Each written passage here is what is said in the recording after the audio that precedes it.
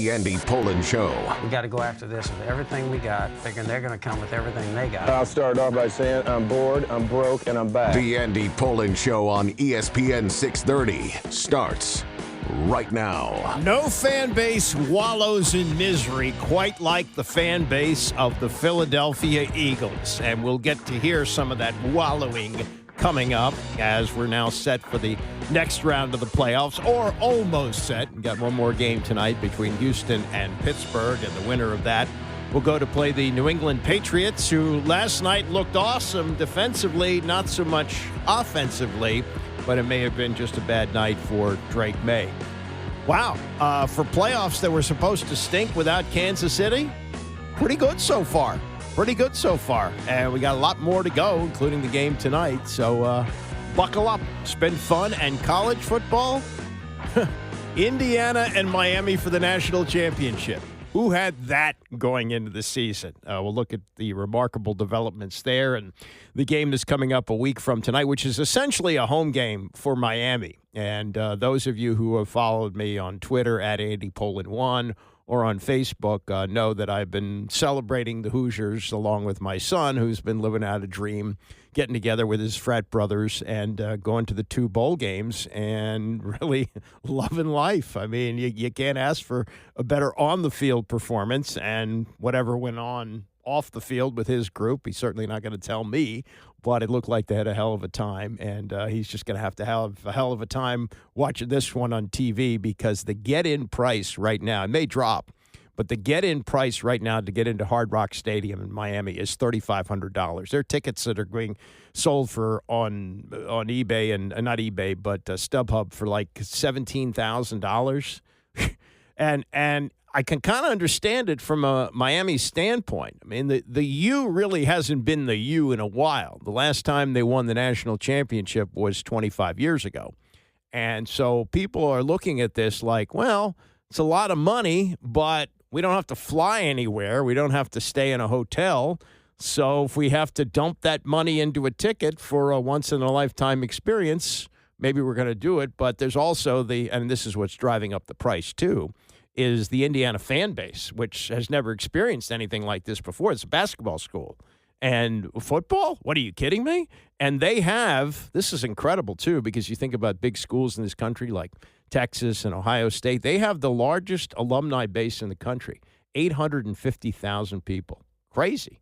And so when you have that many people, you're going to have enough of them that are going to want to go to the game that you've had, like what we had this past Friday, 90% Indiana fans watching that game in Atlanta. Just absolutely incredible. But let's start with the pros. And as I say, there's no fan base that wallows in misery quite like the Eagle fans. And last night, the CBS affiliate in Philadelphia sent a reporter for what we call Man on the Street. This was a woman who was interviewing fans as they were leaving the stadium after watching their team lose 23-19 to San Francisco. You're so dysfunctional. You know, why are you committing 20 penalties a game if you're so together? It's like, this team does no, like, almost common sense. Listen, the Eagles suck, okay? Many directed that frustration at a familiar target. We need a new offensive coordinator. Flip Kevin Patullo. I don't really like him. You're hearing a lot of fire Patullos. Do you agree with that?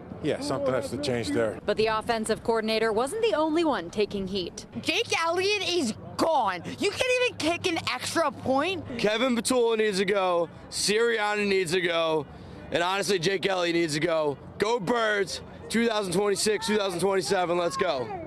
Yeah, what he said. Defeated, fans say they're looking for positives. Any positives. I'm still healthy, have a job, and that's about it. I have to believe that we'll get back to work tomorrow and we'll learn from this. Despite the sting, fans say they're still faithful. We're still going to be fans. Eagles for life, we ride or die. Regardless, we're the best city in the country. We are the best place in the world.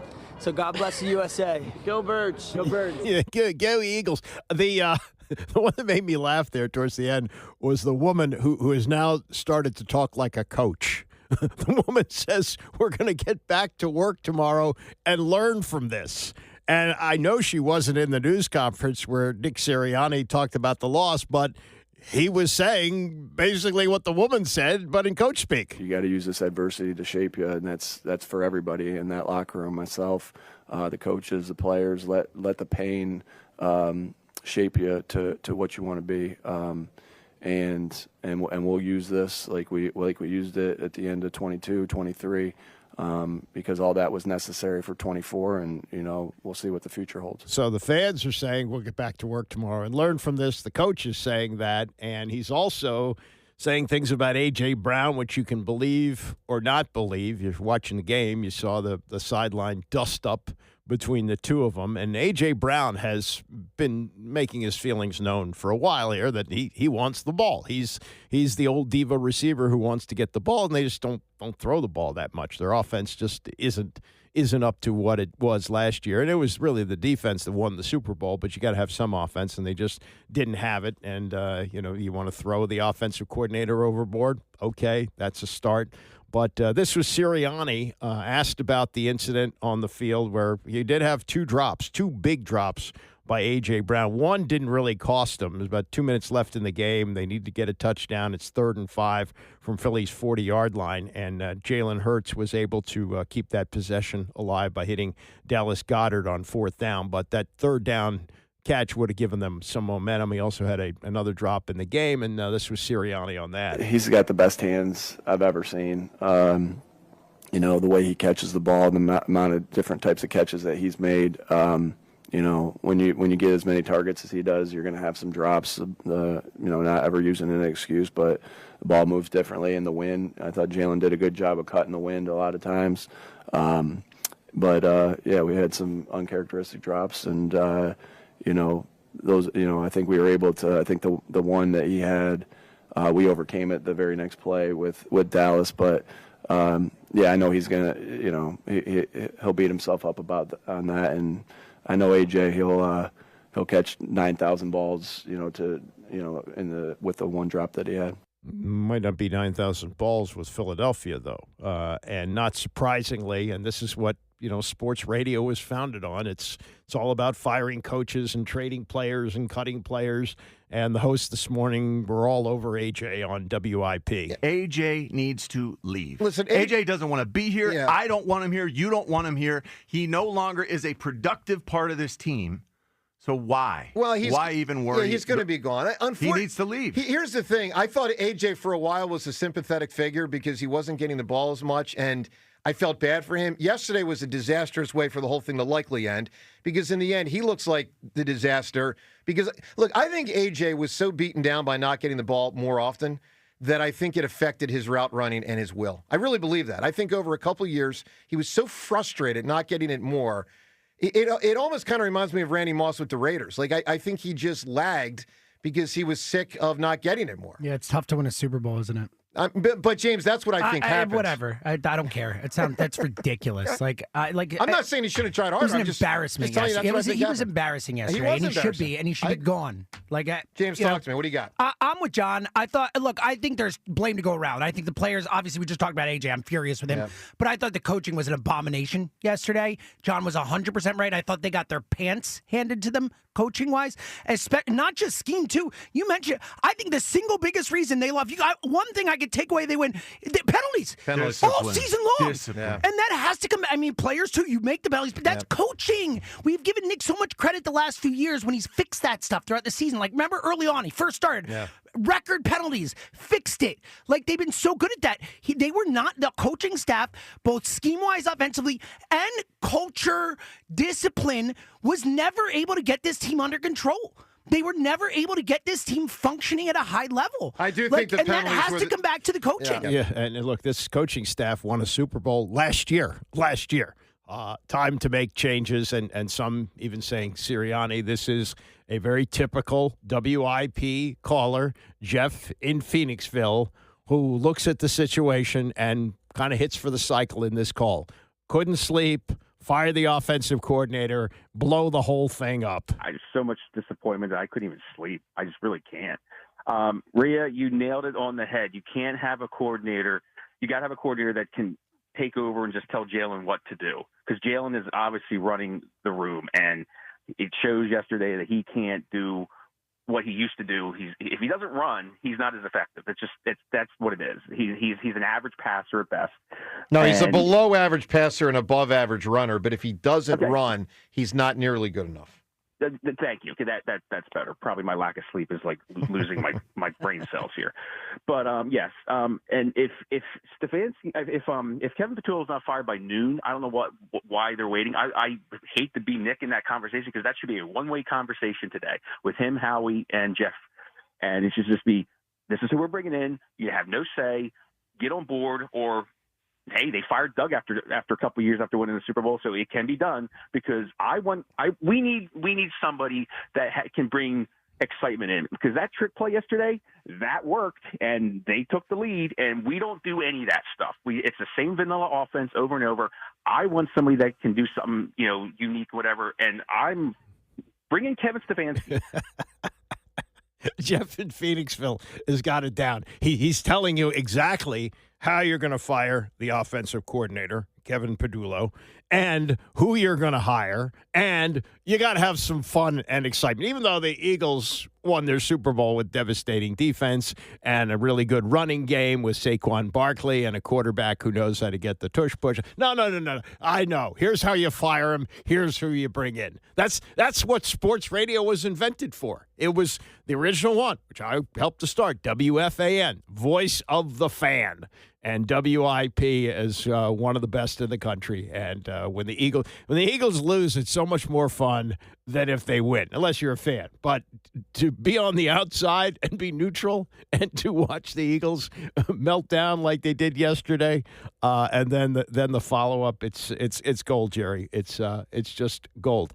Meantime, we had the game last night, and the New England Patriots will now wait at home to play next Sunday, and I would imagine this is going to be the early game, too, because I believe they're going to want to put the Bears on at night on Sunday with the possibility of snow against the Rams. So that'll probably be the last game of the weekend, Rams and Bears on Sunday night. The Patriots are waiting for tonight's winner between Pittsburgh and Houston. The two Saturday games, San Francisco at Seattle, which makes no sense since Seattle's had a bye. And San Francisco, yes, playing yesterday. I guess you could have them play Sunday. Wouldn't hurt, right? No, they got to have them play on Saturday. And then Buffalo at Denver. Again, Denver's had a bye. Buffalo played yesterday. Why don't you have that on Sunday? No, because it's a TV show. They want the snow. They want the snow in the two games, the two important Sunday games, late window, and then the night game. Possibility of snow in New England. Possibility of snow in Chicago, almost no chance of snow in Seattle. There is some chance, I guess, in Denver. Well, Denver does have these, and when it snows there, it snows like crazy. But anyway, Patriots surviving last night. Really, that's really what that game was all about. That they were able to just get by and hold a team to 3 points. Hold team to 3 points in this league in a playoff game. Pretty amazing. But they managed to get that done. And they got 3 field goals in this game, and it was good enough. Tim Hasselbeck with Scott Van Pelt last night on ESPN about the Pats. Yeah, I think you're thrilled. You won. Like plain and simple, and that's what I'll celebrate, and that you're exactly right about that. But I think you're also going to look at it and you'll be like, listen, it's Drake May's kind of first opportunity in a playoff game, and there's a lot you got to clean up there. And I think there's just even some stuff. Like, I think defensively he's going to be very happy, but he's going to know that the challenge against that offensive line is going to be different than, going forward. So there's that. But I think the thing I would probably be most concerned about is probably the carelessness with the football. Drake May throws an interception backed up. And I think there's an opportunity for him to be a little more patient on the play, let the tight end kind of clear underneath so that there's a lane to throw the football. Then 2 other times he fumbles. Fumbles are worse than interceptions because of where they happen. And they were at times where it didn't need to happen, where he could have just eaten it, just taken the sack. So I think that's a good thing for a coach, at least in my opinion, to go in and say, congratulations on the win. We're going to celebrate it.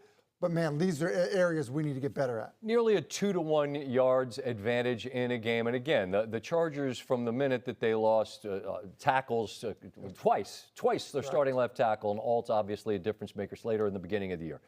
But I look at what the what the plays where May had time and showed poise, I feel like the good was pretty obvious as well, wasn't it? Yeah, and really the difference of the game is, because Herbert had no time, May was a better scrambler, a better runner, made more plays. Also, in the touchdown pass to Henry, obviously, it's a nice job of subtle pocket movement. But yeah, May, don't get me wrong, listen, and I'm the biggest Drake May, fan out there in terms of his game. He had his bright spots in a very big way in a playoff game against a good defense. That's good. I'm just saying, there are also going to be three opportunities for turnovers that were scary. But yeah, his good was really good, and the bad was probably really bad. Yeah, but I think that's what all you coaches live for, is the perfect situation is winning a game that earns you the right to continue playing and an opportunity to be critical, teaching moments, etc. In terms of the larger picture as it relates to this New England team, we're in the tournament. I don't know if it even matters now. But throughout this season, what was the one thing we said? They haven't beat anybody good. Well, whatever. You just beat a Patriots team. I get that they were the last team in. But how significant is it for a young team and a guy in his first start as a quarterback to lead him to a victory? I think the team, and I also think the fan base. The fan base got spoiled for a really long time. And now the environment in Foxborough to be like, oh, this is what this is like. And to have the excitement with Vrabel bringing it back and all that, I think it's a huge thing for everybody that's close to the organization at all. And so that's a big deal. The other thing is, Scott, is the matchup that they're going to get. Look, they're going to play one of the teams that play tomorrow night. Mm-hmm. And look, I think that, I think they, and I understand they've lost to the Steelers this year, but I think it's not a bad draw for his team. And Sunday at home, Patriots against the winner of tonight's game between Pittsburgh and Houston. That was Tim Hasselbeck, by the way, with Scott Van Pelt. One other note from yesterday, and I was really amazed by this. Tony Romo, who started out as, wow, he's amazing. Remember Romos Tadamos that Jim called him, that he was able to predict plays, Jim Nantz, predict plays before they were happening. And that, when he came up for basically broadcasting free agency, landed this unbelievable contract of $1 million a game, $17 million. And that set the market so that when they really had to make it nuts when Tom Brady retired, he got $37.5 million. It's possible without the Romo thing, he might have been making $1 million a game, and even that would have seemed insane. But he totally set the market, and he was that good. Well, the skills have started to decline here to the point where yesterday it was borderline embarrassment and awful announcing, which is a site. It's not, it's not the New York Times or anything like that, but I've never seen anything like this. Awful announcing put out essentially a column with all the negative reaction to Romo, who had yet to finish the game. The game between the Bills and the Jaguars, it was a half an hour to go. And they put this out. They noted that Romo referenced that Carolina nearly beat the Rams on Saturday before offering a strange comparison to Buffalo that likely left the viewer confused. He said, I don't think we've ever seen it where it's like, who's going to win? I don't know. He said, I'm pretty good at football knowledge, and I don't know. Today's going to be very telling, though, because Jacksonville is a complete football team. Carolina did that yesterday. They earned the respect, almost won, but they didn't. Jacksonville is in the same situation. They could do it. This could be a major upset, even though it's not really an upset because the Bills are actually the underdog, but they're the overdog we'll see today. The only problem by the opening kickoff, Jacksonville was favored to win the game at home. I mean, it's not his job necessarily to look at the betting lines, but you got to be more familiar with what's going on. Later in the half, he was repeatedly criticized by people on social media for his analysis of Josh Allen's plays, that after a hard hit on Allen in the first quarter, Romo and Nantz failed to point out that the star quarterback may have been hurt until they saw him go into the tent. Yeah, when I was watching the game, whoa, he's going in the tent? Wasn't anybody paying attention to what happened on the field? No. So there's that, and it reminded me that it's been 3 seasons since this happened. This was during the 2023 season when Chris Wallace, who I think at that point was still with Fox News, Chris Wallace interviewed Dick Ebersol. Dick Ebersol was the genius behind NBC Sports. He was the head of NBC Sports forever. And Ebersol said of Romo in October of that season, he's an unbelievably engaging guy. He should have been already put this in the past tense. He should have been a terrific, great broadcaster. Something's happened since he got into that chair, and it doesn't seem like he's into it. Like he was on the way up. He does not seem to be the storyteller that he should be. The thing that makes Al Michaels and Joe Buck great and all these guys is they really are great storytellers, and Tony has gotten further and further away from that, I think. I mean, he mentions 2 play-by-play guys, and Romo's an analyst for whatever that's worth, but he said, this is somebody who should be an announcer for the ages, but clearly has lost his passion for it. This is 3 years ago. And I would have him in my office often, not to kick his ass, but to just keep reminding him of what we put him there for in the first place. And yeah, it was because he was great at predicting plays and he had his fastball, and now he just seems to be a mess. And, you hate to bring up the idea of CTE, but he did play quarterback for a long time in the NFL and took a very big beating. He was a tough guy. He used to play with injuries, once played, I think, with broken ribs for a couple of games. But this is a guy making $1 million a game for this. This has got to be concerning behind closed doors at CBS. That the very much ballyhooed Tony Romo is being taken to the woodshed by people in the media and people on social media. It's not a good look. Not a good look at all. It is a good look. Possibly 16-0, and Indiana is more than a touchdown favorite to do it in what is essentially a road game at Miami a week from tonight. We'll look at the incredible Hoosiers and more as we continue. It's the Andy Poland Show, ESPN 630. The Andy Poland Show on ESPN 630, the sports capital. And if you listen to this show, I'm sure you know that my son went to Indiana. He graduated in 2013, meaning he was there for the football seasons between 2009 and 2012. And I visited him a couple of times when he was a student there in the fall, and we went to football games, and all of his friends went to the football games because they weren't good. And the tailgate was amazing. The tailgate was across the street from the stadium, and I guess there's no jurisdiction there, so there was heavy drinking going on. Young girls with bottles with handles, whatever they call them, drinking tequila and vodka straight out of the bottle. I mean, and that's for a game that was starting at noon, I believe. So this was probably like 10 o'clock in the morning. But that's the way they roll in the Big Ten.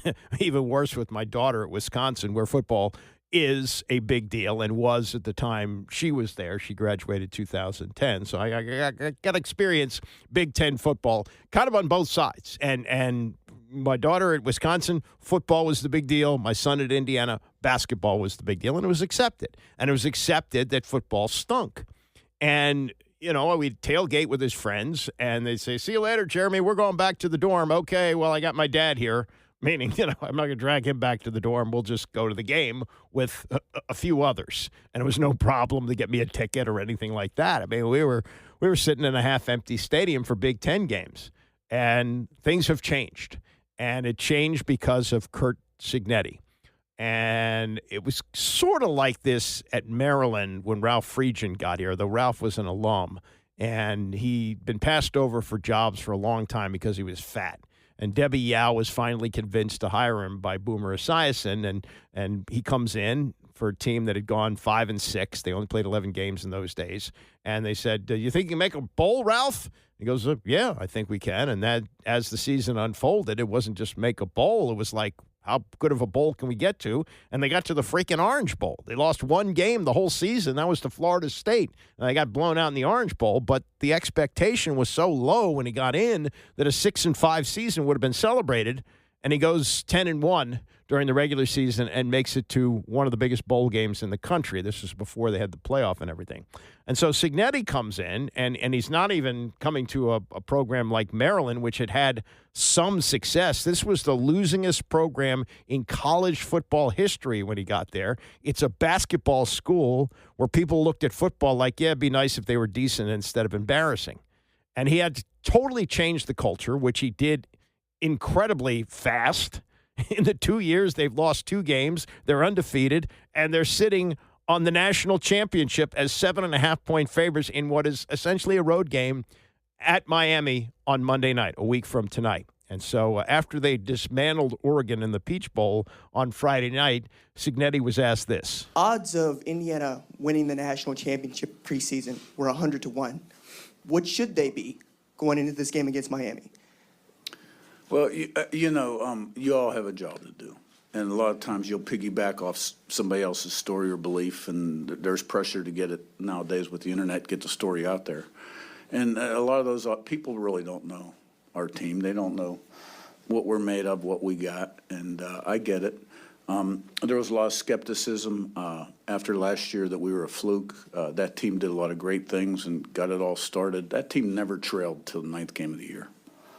And when it did, 10-0 in the first quarter up at Michigan State, they scored 47 straight.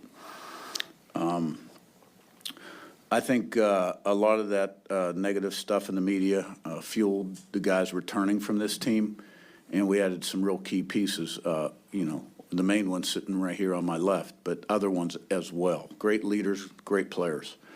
And we've just built off our successes, and we've won some big games on the road. And it helps when you have a quarterback play his best football when the game's on the line in the fourth quarter. And so, here we are. Yep. The guy on his left, Fernando Mendoza, who's been at Indiana for 15 games. He is now 6th on the Hoosiers' career passing touchdown list. You're talking about some quarterbacks who were there for 4 years. He's been there for 1. He's now 6th on the all-time touchdown list. He's thrown for 41 this year, one behind Antoine Randall and Peyton Ramsey, tied for 4th with 42 in their years with the Hoosiers. Ben Chappell is 3rd with 45. Kellen Lewis 2nd with 48. Nate Sudfeld is the all-time Indiana leader with 61. He had, an NFL career, bounced around with a few different teams. Maybe just as remarkable about this is the way that the fan base has jumped on board, not just in the Rose Bowl, which they had to travel pretty far to play in, where it was, according to my son, 85% Hoosier fans. This was clearly at least 90% Hoosier fans. True, it was a longer distance for the Oregon fans to come, but they're still Oregon fans, and it was a sea of red there. And Mendoza, when asked about the fan base, answered that. But also what you'll hear is Cignetti jumping in, and this is what has kept this program, I think, where it is. It's Cignetti's refusal to give in to human nature. He says the biggest enemy to human nature is human nature. And when you have some success, there's human nature tendency to let down. He doesn't let them down, and he's not really kidding when Mendoza says what he says here. So this is Mendoza answering the question about how many Hoosier fans showed up for this game in Atlanta. What impact did the crowd have on you tonight? Yeah, the crowd had a fantastic impact, and shout out to Hoosier Nation for being here. We played at Autzen Stadium, Week 5. I believe I probably had 5 or 6 pre-snap penalties. 7. Oh, 7. 7. 7 pre-snap penalties. As Coach Cignetti just stated, that's huge. That's huge, especially that's one of the ways that you're able to lose a game. And I think that not having to go on silent count because of Hoosier Nation being here and making them go on silent count is a huge aspect of the game and the offensive operation that's not talked about enough. So shout out to Hoosier Nation because going on silent count, especially against the Ducks, is always tough. And making the other team go on silent count, that might have as well account for some points. This is the Heisman Trophy winner. And there are some schools that get to where they're going because of the Heisman Trophy winner. And this is not to diminish in any way what he has done, but he's also one that goes out of his way to make sure that nobody looks at this team and goes, well, look, it's all based around this Heisman Trophy winner. Boy, he's probably going to get a big head. No. This is how Mendoza deflects, and he does this all the time. Talking about lighting up the scoreboard against Oregon like they did, but not taking the credit for it. There's a lot of contested catches. Charlie Becker's touchdown, Elijah Surratt, making contested catches all over the field. Omar Cooper and EJ, they were getting open all game. And to be able to throw with those guys, I'm just like a point guard out there. I'm just throwing to the open guy, and they shoot the threes. And, I get the glory and, the fame, but those guys are the ones that make those shots that, make the threes. And there's still a lot, although the scoreboard doesn't show it, there's still a lot that I got to improve on, like footwork. There was a protection check I missed. And, there was, a ball that I want to have back. So there's always things to improve, and especially for the national championship game, I think it's important not to dwell on the past. Oh, it was a great performance. Like, this is a national championship, and for this next week, for myself, I don't think there's any time to celebrate, because this is what everybody dreams of, and I'm gonna put every ounce in my body into preparation going into this next game. Some staggering stats going into this next game. The number of fumbles that Indiana lost this season. One. Mendoza fumbled in that game, but it was 20 yards down the field, and the center, this is the hustle that they have, the smarts, he didn't have to be downfield. The center is 20 yards down the field to recover the fumble. That shouldn't have happened, because Mendoza was running free at that point. Ball gets knocked out of his hands. Indiana recovers. So for the whole season, they've lost one fumble. Miami, not much worse. They've only lost 3 this year. That's tied for 7th best in the country.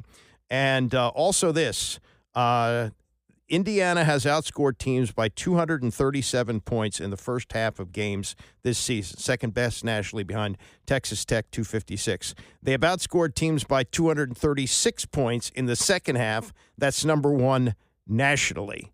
So they're second best in the country in scoring points in the first half and best in the second half.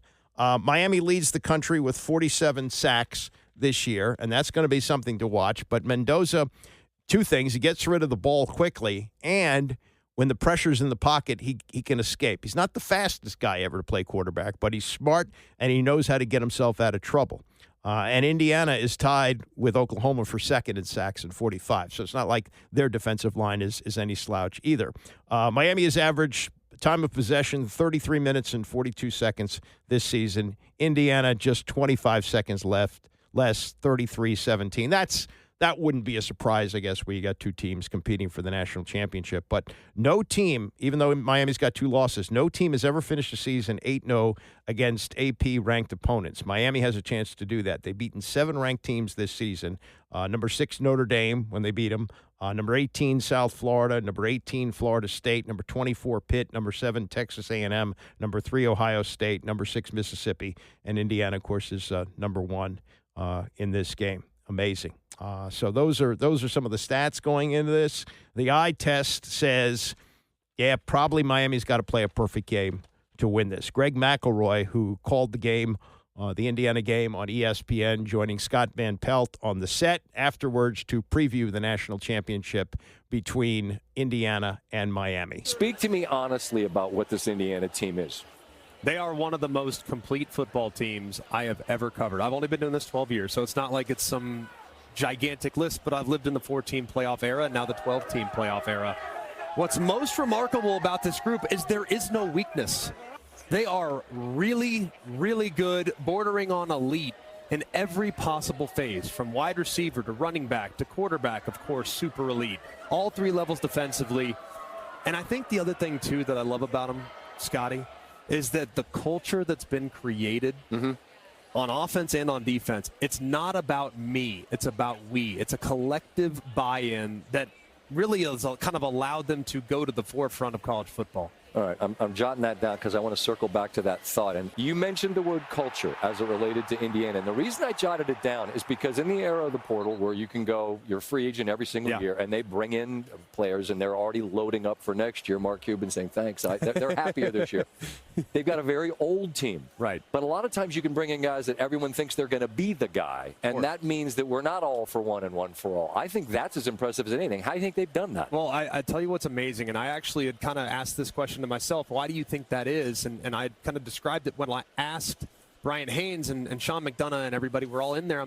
How do you get guys to intentionally take yourself out of the play in an effort to spring your own player for the sack? For example, along the defensive line, a defensive tackle will go out, take himself out of the play, and then boom, here comes the defensive end. And he described it so eloquently and so perfectly.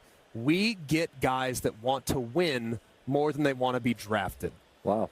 That, to me, sums up everything about this Indiana football team. Their buy-in, the way they do the little things, the way they complement each other, the way they pick each other up and set each other up as well. And that speaks to team over everything, because you think of some of the Bama teams that won titles. They had 5 guys go in the first round. This IU team does not have that. Right. And yet here they are. They're steamrolling people. Miami, though, has a recipe. They can run it. Yes. They can shrink games. And their defense is pretty formidable, too. I would imagine that would be the script. What do you see when you think of that Monday, 19th of January game? You know, I think Miami can play with anybody. I think their physicality along both lines of scrimmage will neutralize most talent advantages that some teams have. Most. Say that with a gigantic caveat, because this team does not get dismantled. You can match their physicality all you want. They're going to beat you with scheme and technique. And they're going to get those big offensive linemen on islands, and they're going to get that big offensive line to not necessarily crumble, but won't be able to play with the same level of unison that you see all the time from Miami's group. The recipe is clear for Miami. You run the ball, you keep Fernando Mendoza on the sideline. Simple. Day number one stuff. The only way that you're going to be able to disrupt his rhythm is with a tremendous internal pass rush. He's really, really athletic. And how many times did he extend drives with runs? That's the kind of thing you don't think about. Beck did that last night, too, before the touchdown run, right? He had a number of third-down scrambles that just kind of get lost in the sauce. And he also did against Texas A&M. He also did against Ohio State. So I think quarterback mobility is something you have to have nowadays in football, not just in college, but the NFL like as you, well. wheels. That's exactly how they've always described it. Just notable. Juice. All the juice you can handle. Mr. Juice. Yeah, exactly. But I look at this, I think his mobility, and that's going to be fascinating, too. How does Miami want to rush him? Because if you rush too aggressively, which Miami has a tendency to do, they're violent up front. He can make you pay with his legs as quickly as he can make you pay with his arm. And he's not going to rush for 120 yards, but he can convert four third downs and keep drives alive and eventually wear your defense down. So I actually think Miami has a better recipe to make it a highly competitive game, but it will require perfection. And that's how you beat Indiana. Because you know Indiana's not going to beat themselves. Miami has shown at times a certain capability, like last night, 10 penalties last night, to keep it very interesting for a very long time. That's not Indiana. They have the killer instinct dog in them that doesn't matter. They will absolutely wear you out if you allow them to. So it's going to have to be junked up in the biggest possible way, and Miami's defense is going to have to play out of control. This is a remarkably efficient and well-coached group, this Indiana team, and they have got a monster fan base that is going to be coming from all directions down to Miami. But they're going to pay a big price if they go, because what you're seeing for tickets now, get-in price for this game is about $3,500. Now, it may drop, but it's not the biggest place. It's not the Rose Bowl. You know, it's where the Dolphins play. It's the home field for University of Miami. And it's been a long time since they won a national championship, so their fans are pretty hungry too. So it'll be interesting to see what the makeup is. There's ticket distribution, though, for the fan base of Indiana. I think that's 20,000. So you're looking at 20,000 for Indiana, and then however the secondary market goes, and you know how that all shakes out. But that is a huge ticket, and for a sport that's been taken through the ringer. That people have looked at the complete chaos that's going on with the transfer portal and the NIL, and you got, the quarterback at Washington signs to return, and then 2 days later says he's leaving, only to have his agent quit and then say, no, I'm coming back and I'm fully committed. I mean, it's nuts. It's totally nuts.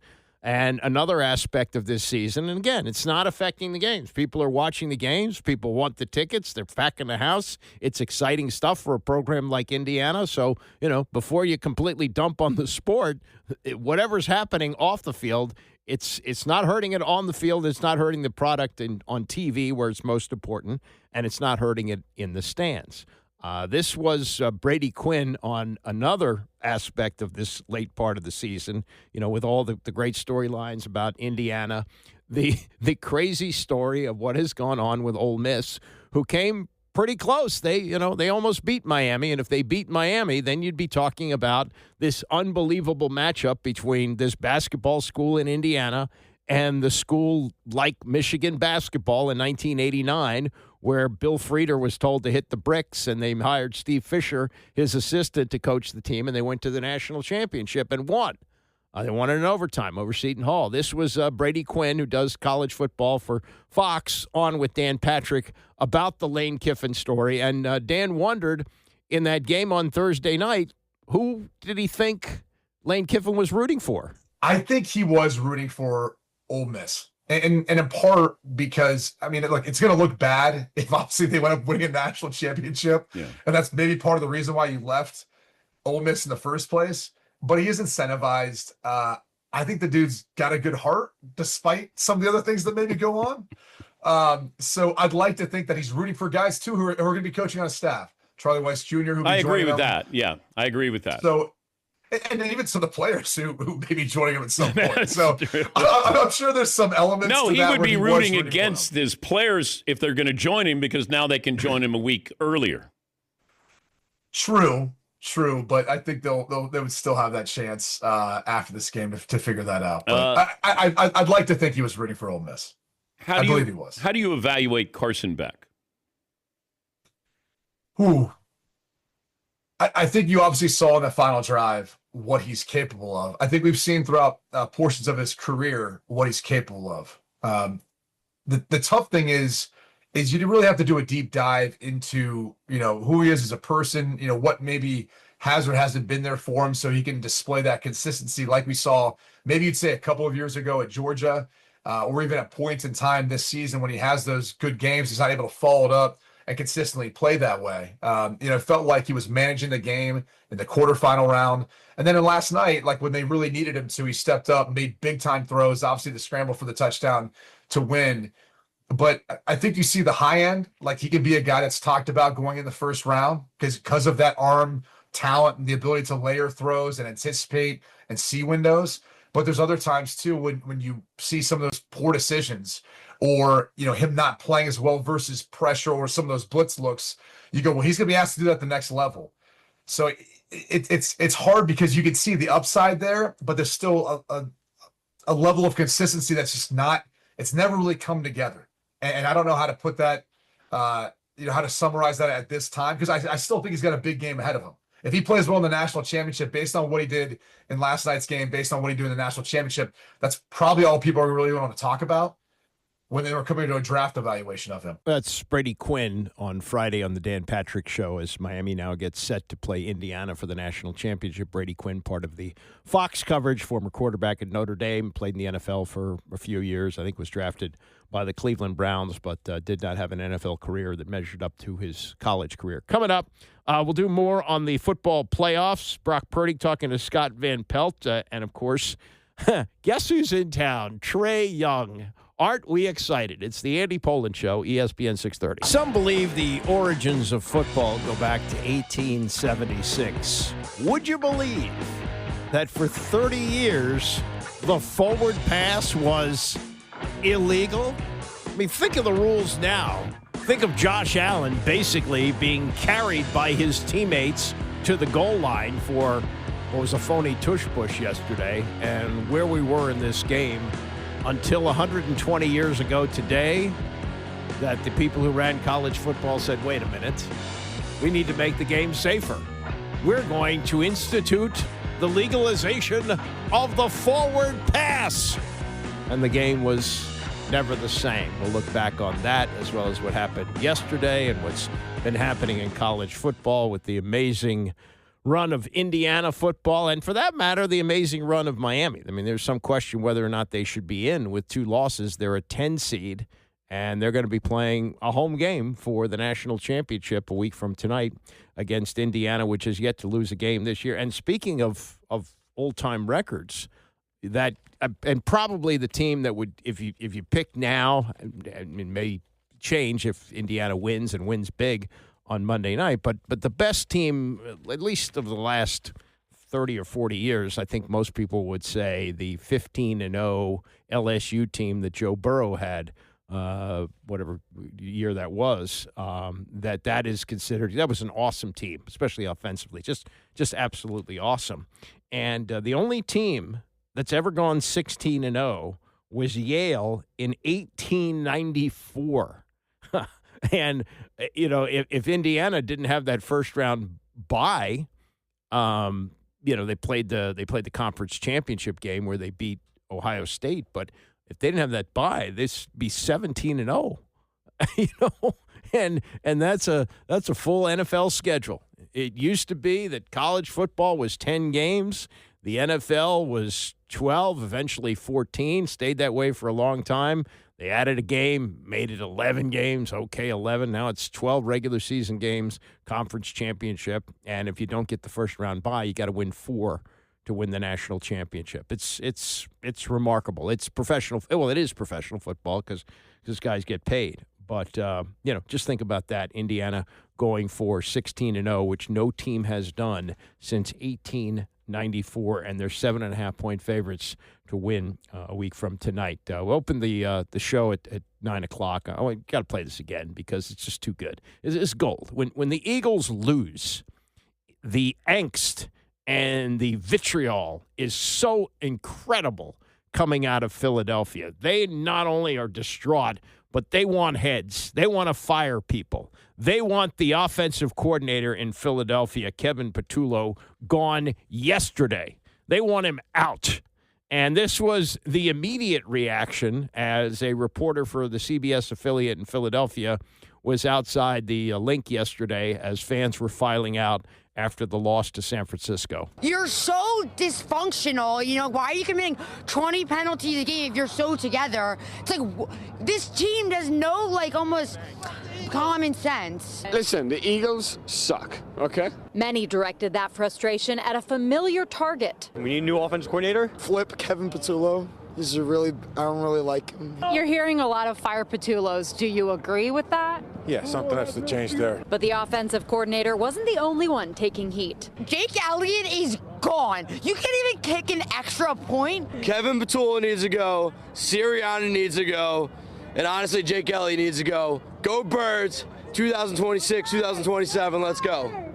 Yeah, what he said. Defeated, fans say they're looking for positives. Any positives. I'm still healthy, have a job, and that's about it. I have to believe that we'll get back to work tomorrow and we'll learn from this. Despite the sting, fans say they're still faithful. We're still going to be fans. Eagles for life, we ride or die. Regardless, we're the best city in the country. We are the best place in the world.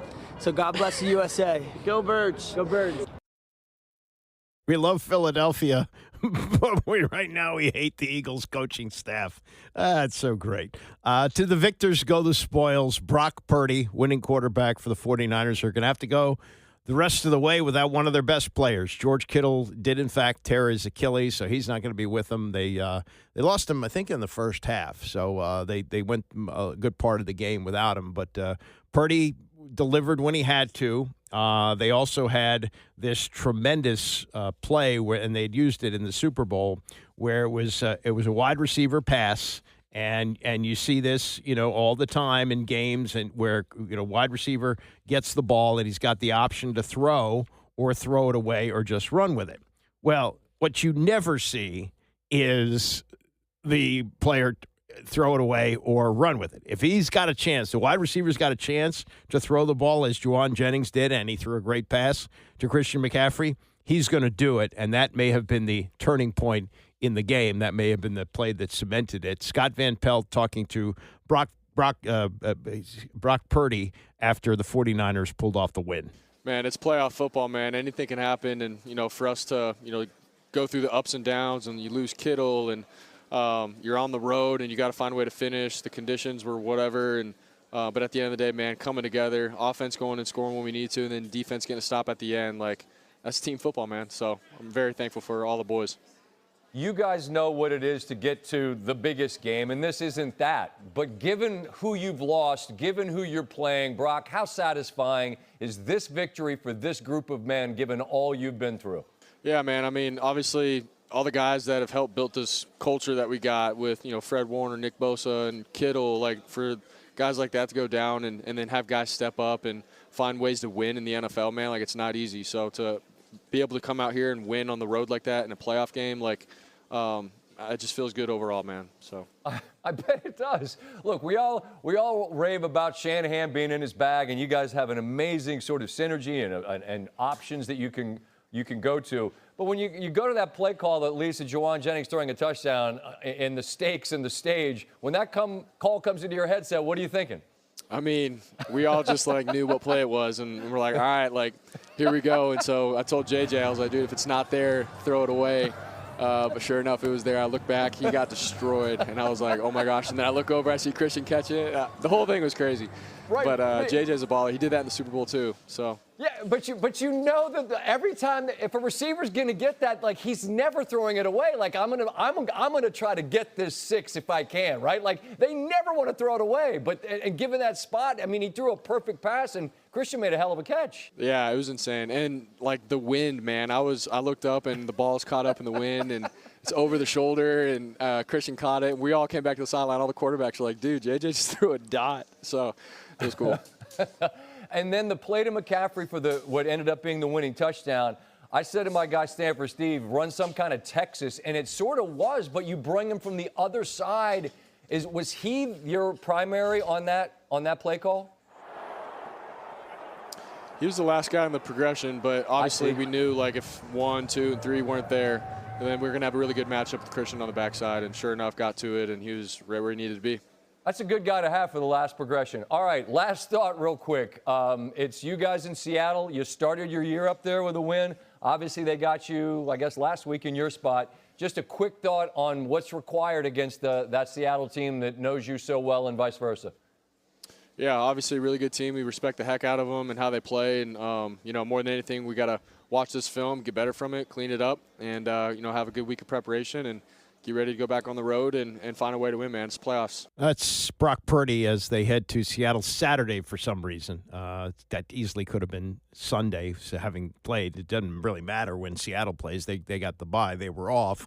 They are 7-point favorites in this game, not surprisingly. And especially with the loss of George Kittle in that game. The other game on Saturday, and I imagine this will be the night game because they always hope for snow in these things, Buffalo at Denver.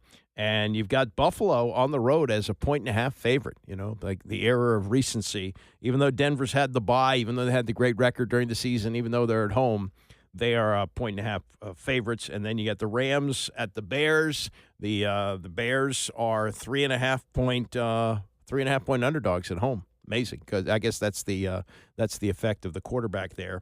And then the winner of tonight's game, Pittsburgh and Houston, will go to New England also on Sunday. Guess who's in town? Yes, Trey Young. We'll get to him coming up shortly. Meantime, college football playoff. We're down to the championship game. Finally, should have happened on January 1st, but it's going to happen almost 3 weeks later as Indiana and Miami will play.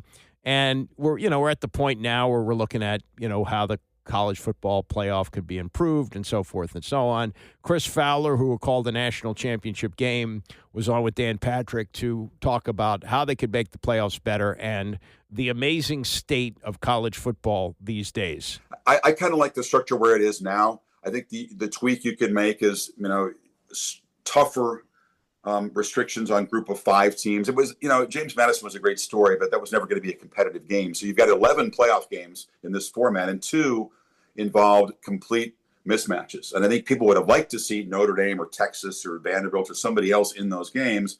But then you're now excluding entire conferences from having any chance to get in the bracket. Can college football be fixed is a strong word, but it just feels like there are things that make sense that college football should be doing. Simple guardrails here of starting the season, maybe ending the season on New Year's Day. Maybe that'll take away the coaches leaving, maybe players leaving, transfer portal. I mean, it feels like college football, and I said this yesterday, they're waiting for Congress to clean up their mess. That's not good. No, it's not. I mean, or they're waiting for a new sheriff to ride into town because we are in the Wild West and there's no rules and it's chaos. If people really knew what was going on behind the scenes. I mean, I'll tell you some anecdotes. There's a long snapper out there from prominent school, a long snapper who's just minding his own business, very happy where he is, not in the transfer portal at all. 27 phone calls to a long snapper these are major teams that are trying to get this guy, offering him money. He's, I'm happy where I am. I'm not in the portal. I know, but what's your number? But I'm not in the portal. What's your number? What's a long snapper's number? Is where we are. And that's going on. You got kickers and punters. I think the SEC, half the conference got a new kicker yesterday. And that's where we are, man. And it's in a way, you just want the system to do right by the players, but to have 4,000 guys in the portal the vast majority will not land someplace and play as a starter and win a championship. That's the 1% maybe. I did bring this up yesterday as well. When's the last time a player was academically ineligible? Because growing up, it happened all the time. I've never heard of anybody. It did happen, and they also got away with murder a lot of them back in that day too. there were dudes with 0.0s who played football. The Blutarski grade point average. I mean, not that's not what we want. I mean, there's a lot of great examples about what's right in the sport, about great students who are doing a lot of the right things. But I don't know. That's a good question. I don't see that anymore. Geez, he was going to play in the playoff, but he didn't pass that final, and he's going to have to sit out. That seems kind of quaint these days, doesn't it? Most successful college coaches try the NFL. I mean, some of the biggest names, in college football history, Saban, Spurrier. Can you see Cignetti trying the NFL? I think he wins wherever he goes, right? We know that. I think there'd be a lot of teams intrigued. He seems to love college football. He would not have stayed at a lower division for as long as he did. Whether it's, even before James Madison, he was in small college football and loved being a teacher. And that's okay. I think they're always intrigued because you wonder how would your system work at the highest level of football. But I wouldn't rule it out. People in college have been trying to hire this guy. He signed an extension, a big contract, and they're still coming after him for trying to say, forget the contract. What does that mean these days? Yeah, I know Penn State was, there are a few of them. And Mike Tannenbaum brought it up earlier in the week that could you see a package deal with Mendoza and Cignetti to the Raiders? And at first I said, no way. But then he makes more money than he would make in the NFL, Chris. He's going to be the highest paid coach in college football. I wasn't sure if you meant Mendoza or Cignetti there. yeah. I don't know what Mendoza makes, but he's not making NFL top pick money. No, for sure. I mean, it's interesting. I have a feel for these guys, and I really wish them success on Sundays. And I sit there looking at the Raiders or the Jets, or it's like, wow. I mean, to go from where he's gone in Indiana, structure, order, brilliant organization, togetherness, chemistry, love your brother, to go to an NFL locker room like that, where you got problems. If you're drafting first and you do it again and again, you got problems. And for Fernando to walk in there, knowing how these guys are, he loves order and organization and things to be neat and tidy. He's a very unique personality. I think that for him to survive and thrive in the chaos of an NFL doormat locker room is seriously challenging. The fit is so important, Dan. I mean, we got, finally Bryce Young's in the playoff, right? In Carolina. It took a few years. It took the NFC South to get him there. But look what he had to go through the first couple of years. Just the chaos, the revolving door of management and coaches and different offensive systems and getting knocked around. I mean, that's the reality for most top picks. Caleb Williams landed in a good place, and he also endured some tough times, and now he's going to take his team. And Cam Ward, I hope he can get there too. But, Fernando to the Raiders, man, to the Jets. Good luck, man. That's Chris Fowler calling the national championship game week from tonight with Dan Patrick last week. One of the effects of the Cignetti success, and you keep hearing the Cignetti rumors to the Raiders, and theoretically it could happen a week from tomorrow. They could win the national championship on the 19th, and the 20th there's a news conference in Vegas, which is what? You're jumping from Miami to Vegas. Not that big a deal. It'd be a news conference to introduce Curt Cignetti. This has happened. Coaches don't fly home with the team. They fly to their next job. I don't think it's going to happen, but it could happen. But here's the effect. Marcus Freeman, who's the coach at Notre Dame, and they didn't make the playoff this year, but Marcus Freeman is so much in demand in the NFL that he reportedly talked to the Giants about their opening because they had one before the season ended with the Brian Daboll getting fired during the season. But he's so much in demand that teams are ignoring a statement that he and the university put out that he's going to be the coach this upcoming season. And yeah. Say what you want. They love Marcus Freeman. And Marcus Freeman's different than Cignetti because Cignetti's 64. Freeman just turned 40. And there's this thing there, and I think they're looking at the way he talks about running his program in the same way that Cignetti does. They all talk about, the various things that all the great coaches have talked about in the past, that complacency is the enemy. You constantly have to battle it. The way Cignetti runs his program sounds like it's somewhat similar to what Marcus Freeman does. And the fact that Freeman's young, he's 40 years old, may be something that's working in his favor with younger players in the NFL. Who knows?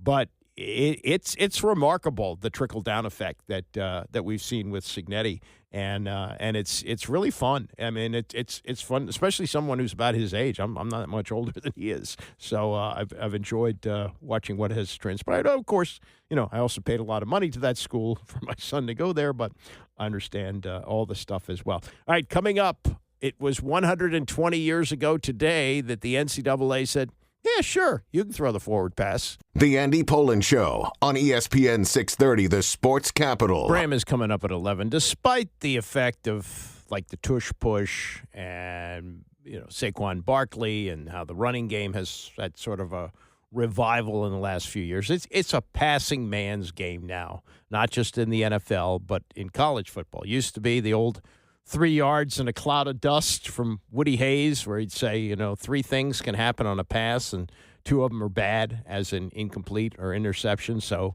they like to run the ball. And he had guys like Archie Griffin, who's the only 2-time Heisman Trophy winner, and that was the key to their success. Great defense and a great running game, and that's how they did. Well, the game has changed, and it's a passing game, and its roots trace back to this day in 1906. So it's 120 years ago today that the NCAA actually legalized the forward pass.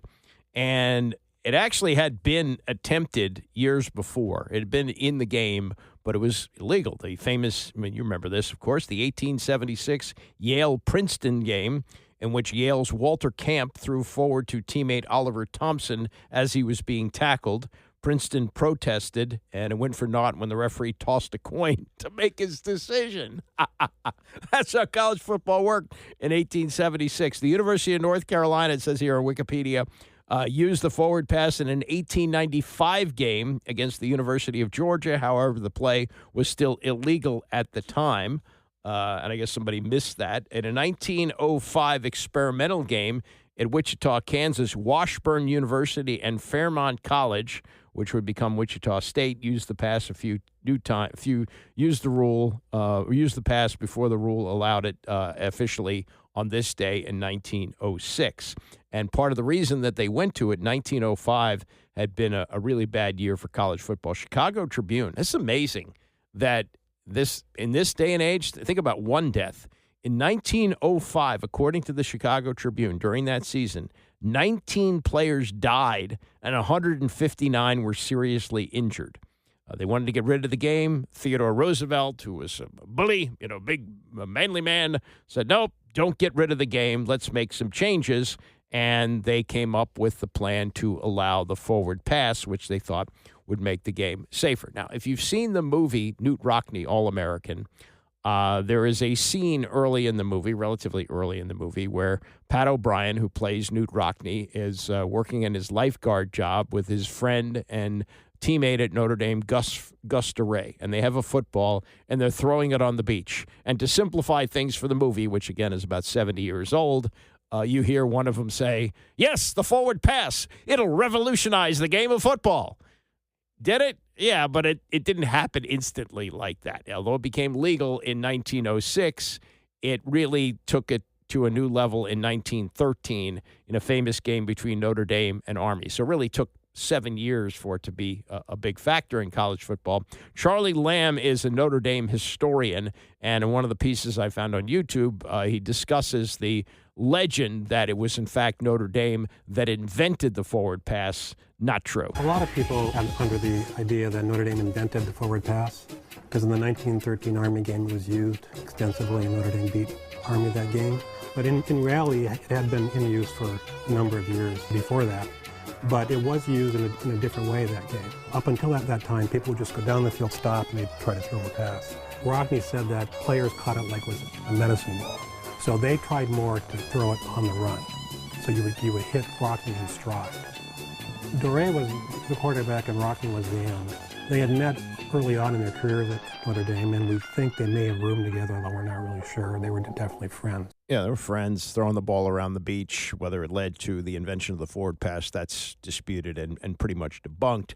As for that 1913 game between Army and Notre Dame, where the forward pass was a big factor in the game, many years later, the late Harry Callis, who actually died here. It's been this long. I think it was 2009. Season open. Phillies were playing Washington. He was the Phillies TV announcer, and he collapsed and died in the press box. But he was a force, had one of the great voices of all time. And this has got to be at least 20 years ago. Harry Callis voicing a piece that was done on that Notre Dame Army game in 1913, which changed the game in a big way in terms of passing. Notre Dame did not invent the forward pass, but there is no doubt that the combination of quarterback Gus Doré and end Knute Rockne did more to popularize the pass than any other duo in college football history. Until the first day of November 1913, Doré and Rockne had worked as lifeguards on the beach at Cedar Point, Ohio. In their spare time, they worked on perfecting the pass patterns the pair had developed. There is no doubt that the use of the pass in the first half of the 1913 game at West Point shocked the Army cadets, including an injured end named Dwight Eisenhower, who watched the game on the sidelines. After 2 quarters, Notre Dame was ahead 14-13. Army would not score another point, as Doré picked apart the Army defense with an aerial barrage. Rockne caught a pass for 40 yards, almost unheard of at that time. The final was 35-13 as Doré completed 14 of 17 passes for 243 yards. With the shocking victory, Notre Dame was no longer just a small Catholic boys' school from South Bend, Indiana, and the forward pass was no longer a footnote in offensive playbooks. Yeah, I think of that. 13 of 17 for 243 yards. That's an NFL line these days. You'll have NFL players throw like that. And you also have to remember the shape of the football. It was a lot different than it is today. It was more closer to a volleyball, really. You couldn't really grip your hand around it. What really changed the shape of the football, it had changed, obviously, over the years, but the AFL had a much thinner ball, and it was easier to throw.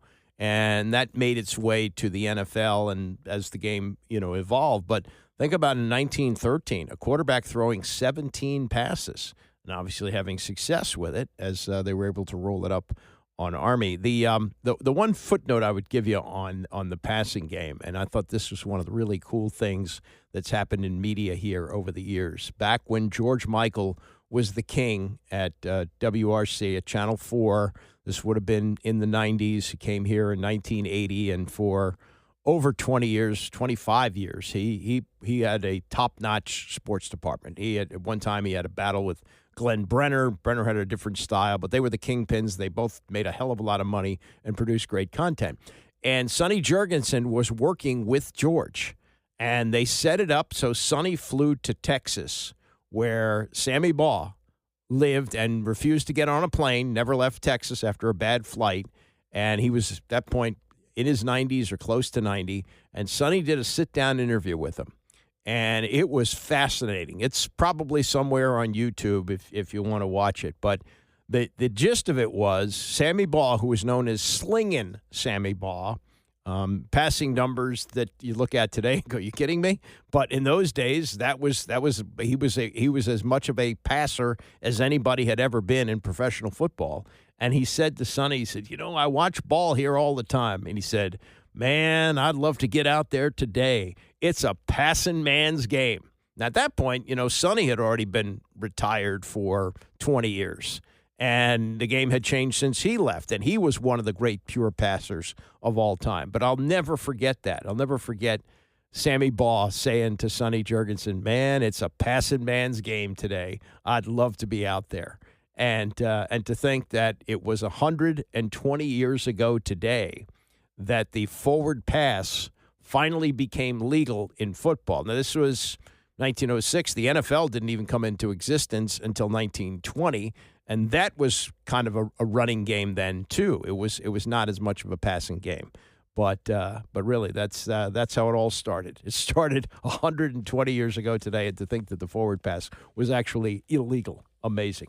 All right, Bram is coming up next, and I will see you back here tomorrow morning at 9 a.m.